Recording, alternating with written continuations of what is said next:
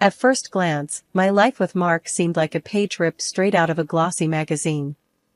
We were the perfect pair, the enviable couple. I, Monica, the diligent accountant, and he, the dashing new head of the department. Our story began at the office, where quick chats by the coffee machine blossomed into a whirlwind romance. "Can't believe my luck," Mark would often say, his arm wrapped around me. "From colleagues to life partners. It's like we were meant to be." I'd smile, nod, and play along. Yeah, who would have thought? The dream team, both at work and home. But as the pages of our story turned, the dream began to show its cracks. After we moved into my personal home, Mark's true colors started to seep through the facade of the perfect husband. He wanted the traditional setup, him, the breadwinner, me, the housewife. "It's how it should be, Monica," he'd insist. "My mom did it, your mom did it. It's tradition." I wanted to argue, to say that times had changed, but I swallowed my words. The prospect of starting a family, of building our little world, was too tempting. So, I hung up my accountant's hat and embraced the role of a housewife, blissfully unaware of the storm brewing on the horizon. The first drops hit when I noticed the trail of socks and underwear Mark left around the house. "Seriously, Mark? Am I married to a man or a centipede?" I joke, trying to keep the mood light. He'd laugh it off, clueless or indifferent to the chaos he was creating. "Come on, Monica. It's just socks. No big deal." But it was a big deal. It was the dishes left by the TV, the pizza boxes on the armchair, the complete disregard for the sanctity of our home. I tried to talk to him, to make him see reason. "Mark, this isn't working. You need to clean up after yourself. This is our home, not a frat house." His reaction was always the same: anger, defensiveness, and a barrage of excuses. "I work all day, Monica. I don't have time for this. You're the housewife, remember? This is your job." Cooking, cleaning, trying to keep the peace, it was a never-ending cycle, a dance I performed to the tune of Mark's whims. But beneath the surface, resentment simmered, a silent scream against the life I was trapped in. Life with Mark's parents felt like a constant invasion. They had this way of just storming into our house, their presence as subtle as a sledgehammer. They never bothered to call ahead, they'd just show up, expecting to be fed and entertained. One afternoon, I was caught off guard by the sound of the doorbell. As I opened the door, there they were, Mark's parents, bags of shopping in hand, looking like they'd just claimed victory in some sort of retail battle. "Well, aren't you going to invite us in, Monica?" Mark's mom, Judy, asked with a tone that brooked no argument. I managed a weak smile, stepping aside. "Of course, come on in." They made a beeline for the kitchen, settling themselves at the table as if it was the most natural thing in the world. "We thought we'd stop by. You know, save you the trouble of cooking for just you and Mark," Judy declared, unloading her shopping bags with a clatter. Stan, Mark's dad, chimed in, already eyeing the fridge. "Yeah, and we figured you'd appreciate the company." "What's for lunch then, Monica?"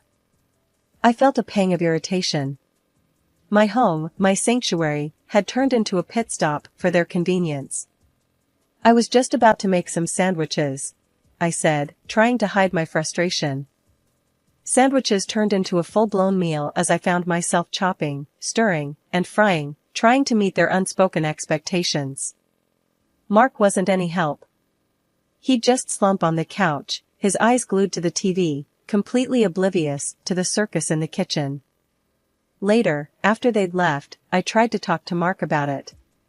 "Your parents can't just drop by like this, Mark. It's exhausting. I can't even relax in my own home." He barely looked up from his phone. "Oh, come on, Monica. They're just being friendly. It's not a big deal." I could feel my patience wearing thin. "It is a big deal, Mark. I'm not here to wait on you and your parents hand and foot. I need some space, some respect." But my words seemed to bounce right off him. "They're family, Monica. That's just how family is. Besides, they think you enjoy it. I'd look in the mirror, the reflection staring back at me, a far cry from the woman who once walked the office halls in sharp suits and high heels. Now, it was all baggy sweaters and messy buns, my appearance a casualty of the endless demands of my home life. I missed those days, the click-clack of my heels, the sense of purpose each morning brought. Now, my days were a whirlwind of pots and pans, of cleaning up after uninvited guests who treated my home like a pit stop. As the days turned into months, life with Mark grew colder, the distance between us widening like a chasm. His behavior started changing, subtle shifts at first, then more pronounced.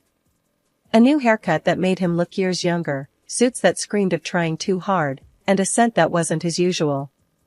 It was like he was morphing into someone else, someone I didn't recognize. I tried to shake off the feeling, telling myself it was just a phase, a midlife crisis maybe. But the nagging suspicion in my mind refused to be silenced. It gnawed at me, kept me awake at night. "Mark, is there something you're not telling me?" I finally asked one evening, the words spilling out before I could stop them. We were sitting at the dinner table, an ocean of silence between us. He looked up, startled, like he'd been caught off guard. "What do you mean, Monica?" "I'm not hiding anything." But his eyes, they darted away too quickly, his words a little too rushed. "It's just, you've changed, Mark. The clothes, the perfume. It's like you're a different person." He let out a forced chuckle, but there was no warmth in it. "Come on, Monica. A man can't spruce himself up?" "I'm just trying to keep things fresh, that's all." I wanted to believe him, I really did. But the doubts, once sown, refused to be uprooted. They grew, fed by his late nights at the office, the weekends he was suddenly too busy, the texts he'd quickly hide when I walked in. The truth, however brutal, couldn't be ignored any longer. So, when he stood up at one of those awkward dinners with his parents, his announcement hit me not like a surprise, but like a confirmation of what I'd already known deep down. "I'm filing for divorce, Monica," he declared, his voice steady, devoid of any emotion. "I've met someone else. Someone young, vibrant. She's everything you're not." The words cut through the room, leaving a trail of shock and disbelief. His parents looked from him to me, their expressions a mix of confusion and dismay. "Mark, what are you saying? This is your wife, for heaven's sake," his mom exclaimed, her voice a mix of anger and disbelief. "Yeah, son. You can't just throw away your marriage like this," his dad chimed in, his brow furrowed in concern. But Mark was relentless, his words a dagger twisting in my heart. "It's decided. I want a family, a son. And Monica, well, she's not up to it. She's let herself go. It's time for a fresh start." His mistress, he painted her like a trophy, a prize he'd won, while painting me, his wife of 5 years, as a worn-out shoe, discarded and forgotten. The divorce papers he slid across the table were just a formality, his signature a cold, impersonal stroke of ink. But as I took them, something inside me shifted. The pain, the betrayal, it sparked a fire, a determination to not let this be the end of my story. "Fine, Mark. I'm offering you a probation period," I said, my voice steady, my resolve firm. 3 months. If you succeed, I will give you a divorce without further ado." His smirk said it all. He thought he'd won, thought he'd broken me. But little did he know, he'd just awakened a sleeping tiger. Mark packed his things, his smugness almost tangible as he prepared to move in with his mistress. I watched him, my expression unreadable. "Enjoy your probation period, Mark. Make sure she's worth it." His grin was all the confirmation I needed that he had no idea what was coming. The moment he left, I felt a weight lift off my shoulders. It was time for a fresh start, and not just for me. The moment I suggested the probation period, I knew it was a gamble.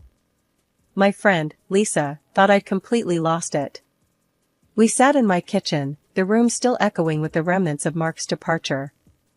"Monica, this is madness," Lisa exclaimed, her eyebrows knitted in concern. "You're just giving him a free pass to walk all over you." I took a slow sip of my coffee, feeling the warmth spread through me.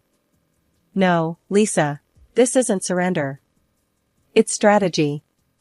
Mark thinks he's playing me, but he's actually walking right into my trap. Lisa looked skeptical, her arms crossed. And what about his parents? They treat your place like a drive-through. You going to let that slide too? A smirk tugged at the corner of my lips. Oh, they're part of the plan too. Just wait and see. Sure enough, the very next day, as if on cue, Mark's parents barged in, their uninvited presence as predictable as ever. This time, though, I was ready. I stood in the doorway, blocking their path with a newfound resolve. Monica, dear, move aside. We're famished. Mark's mom, Judy, declared, trying to push past me. Not so fast, I said, standing my ground. You're both on a 3-month probation period, just like Mark. The confusion on their faces was almost comical. Probation period? What nonsense is this? Mark's dad, Ron, blustered, his face turning a shade of red I hadn't seen before. You heard me, I continued, my voice calm but firm. It's time for some ground rules. My house isn't a diner, and I'm not your personal chef. Respect that, or find somewhere else to eat. Judy's mouth opened and closed, like a fish out of water. But we're family, Monica. You can't just. I can, and I am, I interrupted, the power of taking control surging through me. Family or not, everyone needs to respect my space. You've had a free pass for too long. Ron looked like he was about to argue further, but Judy placed a hand on his arm, a silent signal. They exchanged a look, a silent conversation passing between them. Finally, with a huff, Ron nodded. Fine, Monica. We'll respect your probation period, he grumbled, the words clearly leaving a bitter taste in his mouth. The silence in the house was deafening after Mark and his parents left. It was the first time in years I had the space to just breathe. I looked around, taking in the quiet, and something inside me clicked. This was my chance, my time to rediscover the Monica I'd buried under layers of compromise and sacrifice. I started with small steps. First, it was the clutter Mark had left behind. I gathered his things, boxing them up, each item a farewell to the life I'd known. This is for you, Monica, I whispered to myself. No looking back. Next, I tackled the mirror. The reflection staring back at me was a far cry from the vibrant woman I used to be. Time to change that, I said, my voice a mix of determination and excitement. I rummaged through my closet, pushing past the shapeless clothes I'd hidden behind. Deep down, I found the outfits I'd worn back in my accounting days, sharp, chic, a reminder of the confident woman I was. I dressed, the fabric feeling like armor, and for the first time in ages, I smiled at my reflection. The transformation didn't stop there. I hit the ground running, literally. Each morning, I laced up my sneakers and pounded the pavement, the rhythm of my steps a chant of empowerment. You're doing this, Monica. For you? I'd tell myself as the miles flew by. My diet changed too. No more quick fixes or catering to uninvited guests. I cooked for one, savoring each meal as a celebration of my newfound independence. The beauty salon became my sanctuary. I sat in the stylist's chair, the buzz of the scissors a melody of change. Just do it, I told the stylist. I'm ready for a new me. And so, my hair was cut, my style revamped. When I looked in the mirror, I didn't just see Monica, I saw strength, resilience, the beauty of a woman reborn. One evening, as I reveled in the quiet of my home, Lisa dropped by, unannounced, but always welcome. Her jaw dropped when she saw me. Monica, is that really you? She gasped, her eyes wide with amazement. I laughed, the sound rich and genuine. The one and only. What do you think? Lisa circled me, her expression one of pure awe. I think Mark won't know what hit him. You're stunning, Monica. Truly. The compliment warmed my heart, but I knew the transformation ran deeper than appearances. It's not for Mark, Lisa. It's for me. I'm rediscovering the Monica I lost, and you know what? She's pretty amazing. Lisa hugged me, her support as unwavering as ever. She always was, Monica. She always was. With my confidence restored and my spirit unbroken, I took the next step. I dusted off my resume, the document a testament to my skills and achievements. Interviews were lined up, each one an opportunity, a doorway to the future I was building for myself. 2 months after Mark's departure, my quiet routine was interrupted by a call that I had anticipated, yet it still held a tinge of surprise. Mark's name flashed on my phone screen, and I answered with a mix of curiosity and a well-concealed sense of triumph. Monica, I need your help. Mark's voice came through, tinged with a desperation I hadn't heard before. She's left me. Said she couldn't deal with my habits, the socks, the mess. I'm alone, Monica. I leaned against the kitchen counter, a sly smile playing on my lips. Really, Mark? That's unfortunate. But what exactly do you want from me now? His voice cracked slightly. I want to come back, Monica. I realize I made a mistake. Can we meet? Please? The words I had been waiting to say came out smoothly. All right, Mark. Let's have dinner this Saturday at our place. We'll talk then. I could hear the relief mixed with a note of triumph in his voice. Thank you, Monica. I'll be there. I knew you'd give us another chance. After the call, the wheels in my mind began to turn. This dinner would be more than just a meal, it would be my stage. I promptly called Mark's parents, extending the invitation for what I knew would be an unforgettable evening. Judy, Ron, I thought you should join us for dinner this Saturday. Mark will be there, I said, my voice steady and inviting. Judy's response was quick and enthusiastic. Oh, Monica, that's wonderful news. We've been so worried about you too. It's about time things went back to normal. Ron's voice rumbled through the phone. Yes, we're looking forward to it, Monica. It's good to have the family back together. Little did they know that normal was the furthest thing from what this dinner was going to be about. I spent the next few days planning not just the menu, but also how I would articulate the newfound clarity and strength I had garnered in their absence. Saturday arrived, bringing with it a moment I had anticipated yet dreaded. The doorbell's chime echoed through the house, a herald of the impending confrontation. I took a deep breath and opened the door. There stood Mark, suitcases in tow, a smirk painting his face. Behind him, Judy and Ron loomed, their expressions a mixture of hope and silent expectations. I knew you'd come to your senses, Mark said, his voice dripping with a misplaced confidence as his eyes roamed over the new me. Wow, Monica, you look incredible. See, I told you she'd come around, he said, turning to his parents with an air of triumph. Judy chimed in, her voice tinged with relief. Oh, Monica, we're so glad. It's about time things got back to how they were. I motioned for them to sit, my demeanor calm but firm. Please, let's settle down. We have much to discuss. As we gathered in the living room, an awkward tension hung in the air, thick and palpable. Mark, with a misplaced sense of victory, took the lead. Monica, I can't tell you how good it is to be back. I've missed us. And you've really changed. I met his gaze, my own unwavering. I didn't change for you. I changed for me. Mark, what you're seeing isn't a welcome back. It's a goodbye. The shock on his face was mirrored in his parents' expressions. Judy's hand flew to her mouth, and Ron's brow furrowed in confusion. What do you mean, Monica? Judy managed to ask, her voice a quiver of disbelief. Mark left because he thought he'd found something better. But life outside wasn't what he expected, was it?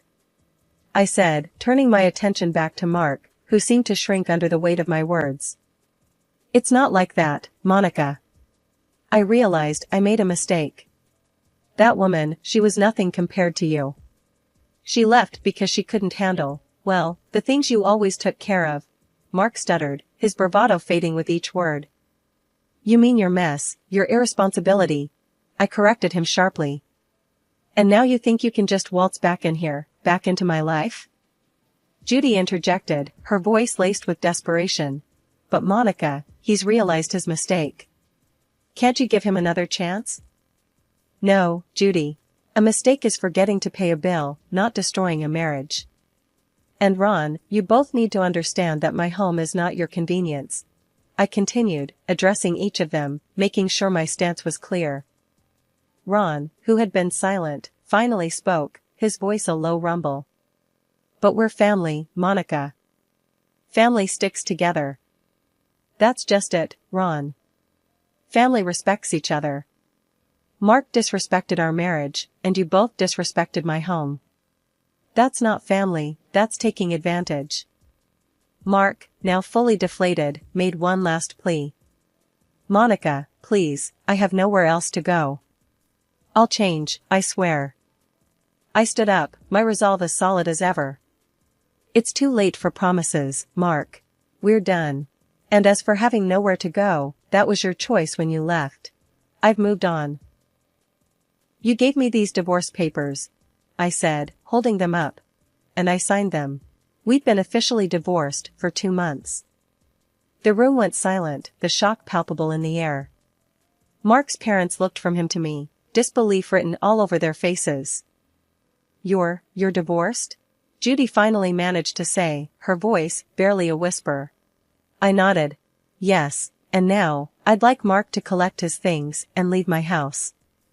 And Judy, Ron, I wish you well, but from now on, my home is my own, I declared, the finality in my tone broking no argument. Mark was grasping at straws now, desperation clear in his voice. Monica, please, I made a mistake. I'll change, I promise. I'll clean, I'll cook, I'll do anything. But my decision was firm. It's too late, Mark. It's over between us. And just so you know, I got a job as an accountant while you were away. I don't need you to take care of me. He was floundering, his pleas becoming more frantic. But Monica, you can't do this. I have nowhere to go. That's not my problem anymore, Mark. If you don't leave, I'll call the police, I said, my tone leaving no room for negotiation. At that point, Judy and Ron stood up, their faces a mix of disappointment and realization. They approached Mark, each taking one of his arms. Let's go, son. You've made your bed, now you have to lie in it, Ron said, his voice heavy with resignation. Before they left, Judy turned to me, her eyes softening. Monica, you're right. Our son was a fool to let a woman like you go. Life, after Mark and his parents' departure, settled into a rhythm that was all my own. I heard bits and pieces about Mark through the grapevine, friends who couldn't help but share the latest gossip. They said he was living with his parents again, struggling to find his footing in a world where he couldn't just rely on someone else to clean up his messes. Monica, you won't believe what I saw today, Lisa said one afternoon, her voice a mix of amusement and disbelief. Mark was at the grocery store, and let me tell you, he looked rough. Hair all over the place, clothes mismatched. It's like he's lost without you. I couldn't help but feel a twinge of vindication. Well, Lisa, that's what happens when you take everything for granted. Eventually, you have to face the consequences. The word was that Mark tried his hand at dating again, but no surprise, it didn't go too well. The same issues that drove me away were now driving away other potential partners. He's demanding, messy, just a lot to handle, a mutual friend shared. No one wants to put up with that. I nodded, a sense of closure enveloping me. Some lessons are learned the hard way, I said, not without a hint of satisfaction. As for me, life had taken a turn for the better, a stark contrast to the disheveled, pathetic figure Mark had become. I got a job as an accountant again, my mind sharp, my contributions valued. The office was a buzz of activity, a place where I thrived, surrounded by numbers and reports. And it wasn't just my career that had taken a turn for the better. My personal life was blossoming too. There was someone new, someone who was everything Mark wasn't. His name was Daniel, and he brought a sense of calm, a respect that I had longed for. As the days turned into weeks, and weeks into months, my life was a testament to resilience, a story of rising from the ashes. Mark, now just a distant memory, was a reminder of what I had overcome. I was Monica, no longer the shadow of someone else's demands or expectations.